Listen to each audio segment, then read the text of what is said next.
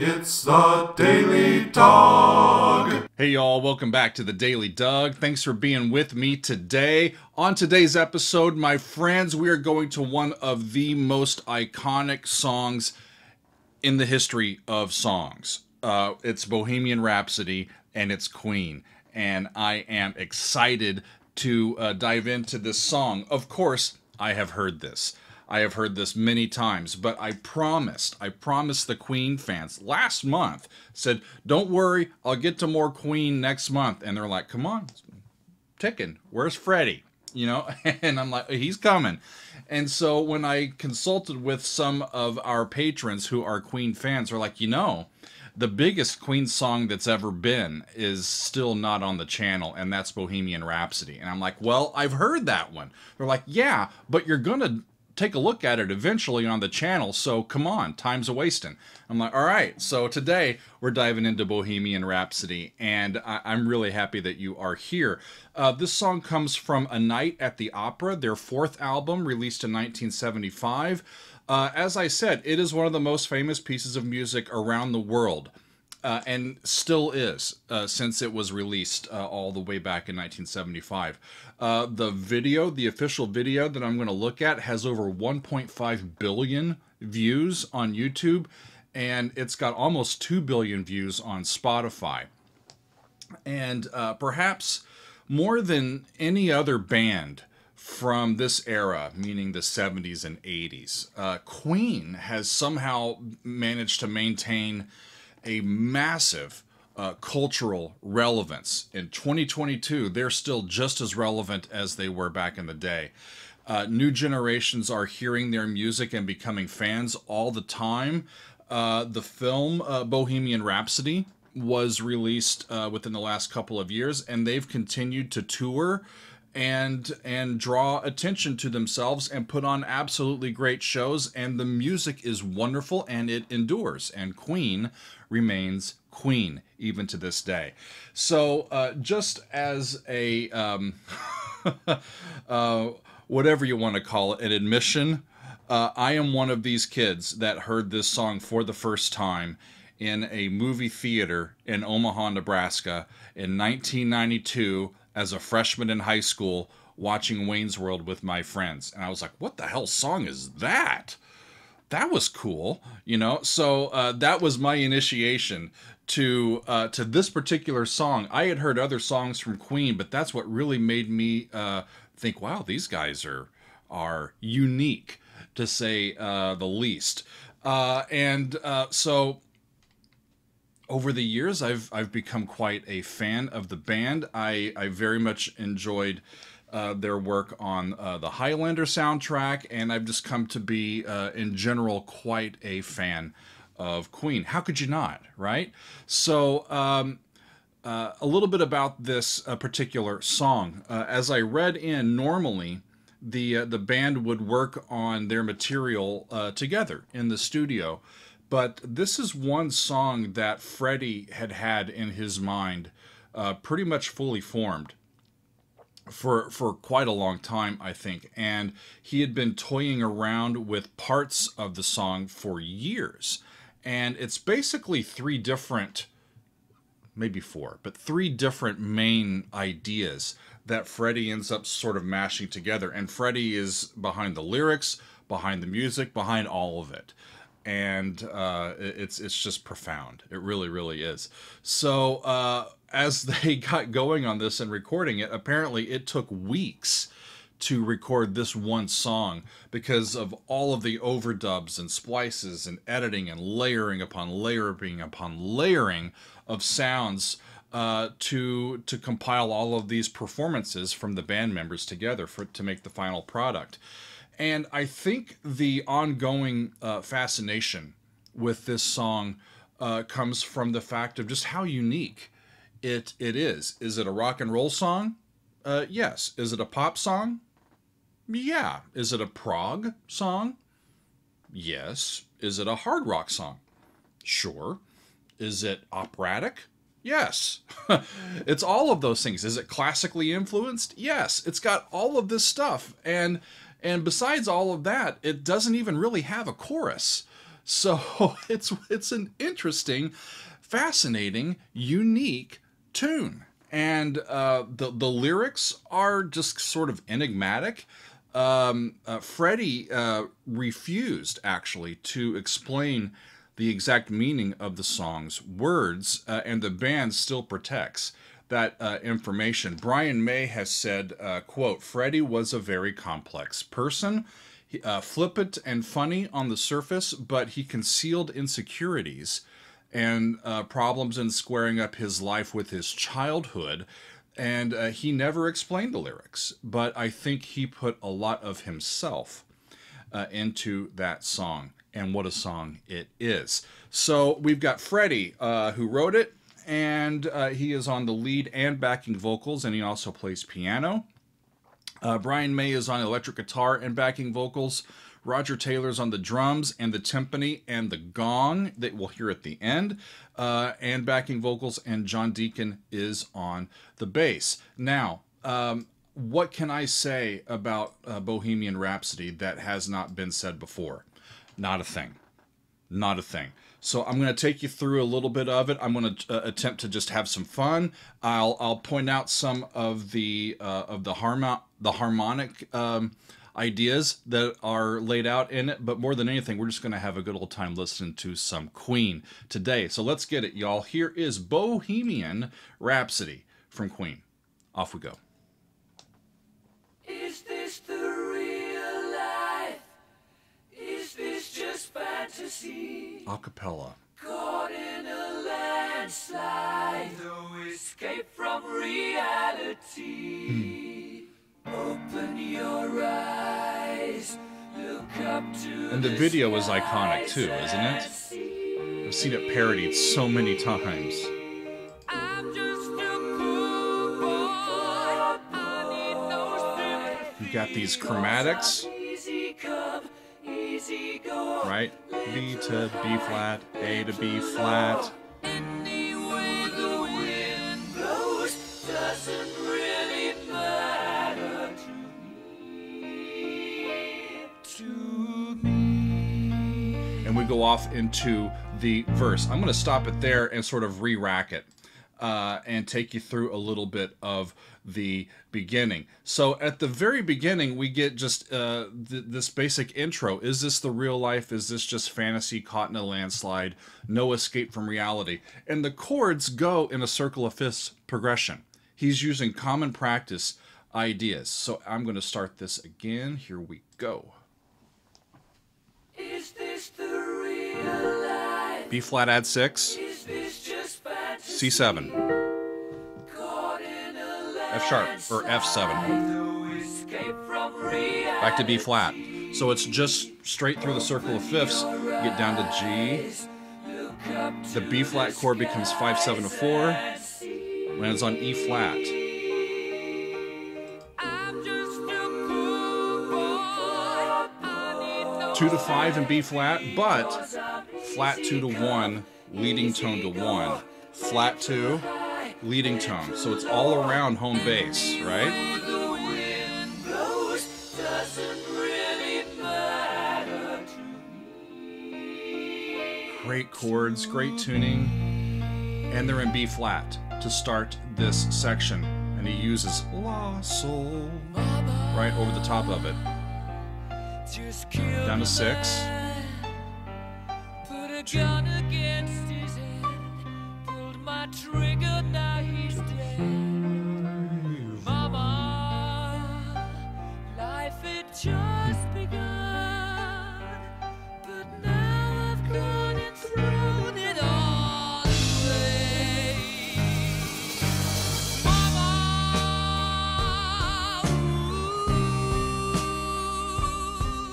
didn't mean to make you cry. If I'm not back again this time tomorrow, carry on. Is it nothing? Then minor 4 to 1, but he's not in B flat anymore. He's in E flat. And now he's back to B flat. Right? So the verse modulates. Too late. My time has come. Yeah? Since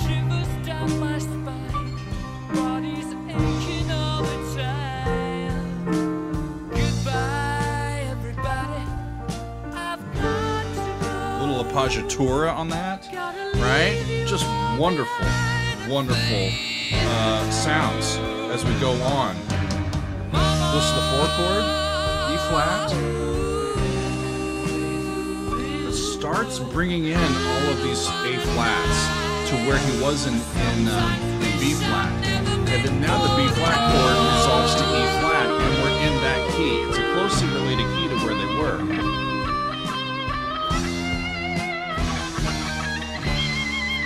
So the ballad that we set up with that introduction gives way to this guitar solo, which makes it a little bit harder edged.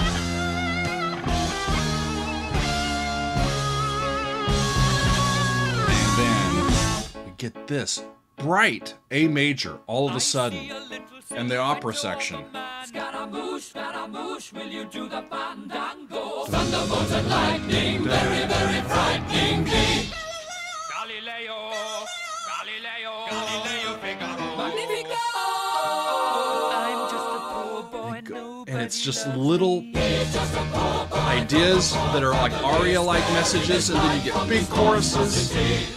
It's just so much fun. Easy come, easy go, will you let me go? Bismillah. No, we will not let you go. Let him go! Bismillah. We will not let you go. Let him go! Operatic, and how many of those overdubs did they end up doing? Never let you go. Let me go! Oh, mamma mia, mamma mia. So much to talk about. It goes by so fast. As a devil put aside for me, for me. You land on big B flat.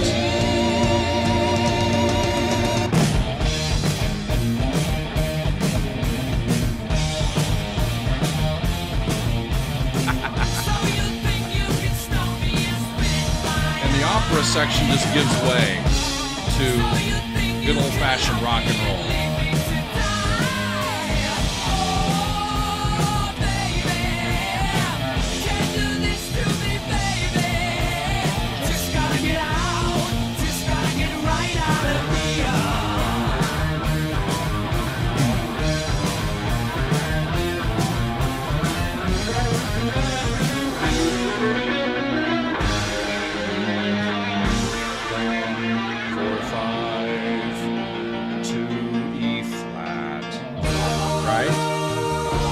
Right down the scale.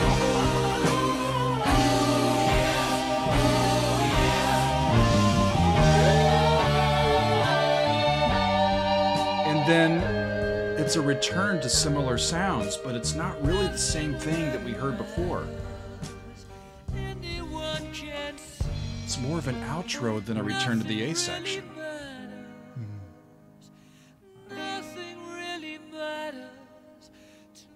And it ends in E flat here, but he's not done modulating. Turns to a C major chord, which is dominant to F, and they end in F.